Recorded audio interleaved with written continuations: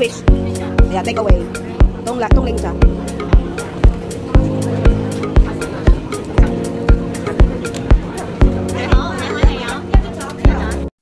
Hi mga mi! Andito na naman ang anak ng utang nakapunta ng Hong Kong at tagapulot ng kwet at nagdadakat ang tooth! For today's video ay tapos na ako mag-order ng lunch namin ni Lola. Babalikan ko na lang mamaya dahil may bibilin pa ako. Tara, samahan niyo ako!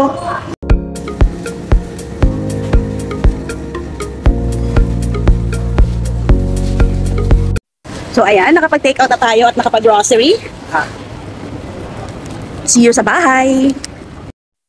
Good afternoon! Here's our lunch for today ni Lola. Creamy deep fried fish fillet. Ayan. Ayan yung side niya. May mga veggie sa ilalim. So, bigyan na natin yung kalahati kay Lola. I-blender na natin. Tara, pakainin na natin si Lola. Hi! Good? Good morning. Sikfan? Sikfan? Sikfan. Naantok pa. Hindi na naman kami nakapasok dahil magdamag na umulan. At ayun. Pagkain namin ay creamy fish fillet, pero nagluto ako ng, yan lang yung akin, konti lang yung tinira kong isda. Tapos nagluto ako ng dalawang slice ng spam. Kasi binigay ko sa kanya mostly ng isda, kasi yun lang ang ulam.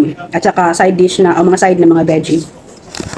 Ang ano pala, may pag-uusapan pala tayo.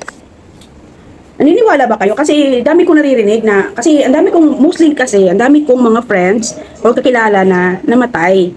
Which is, yung iba, walang known na mga medical problem or medical history or mga sakit ba. Yung parang healthy naman nila, tapos bigla na lang inatake, bigla na lang nagka-aneurysm, ganun. Tapos ang pinagbibintangan nila ay yung ano daw, yung bakuna ng COVID-19.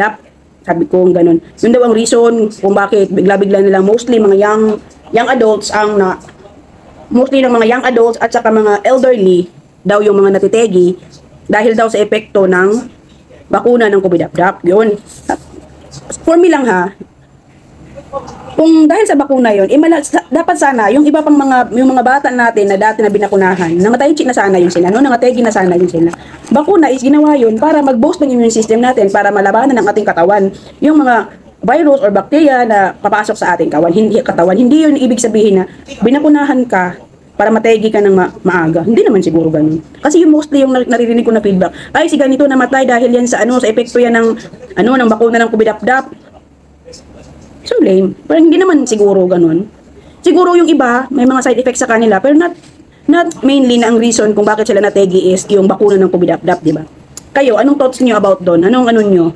Point of view, char lang. So tara, kain na muna kami. Ayan yung pagkain namin. At yung isa, ginagalaw-galaw na yung kamay ko dahil gusto na siyang kumain.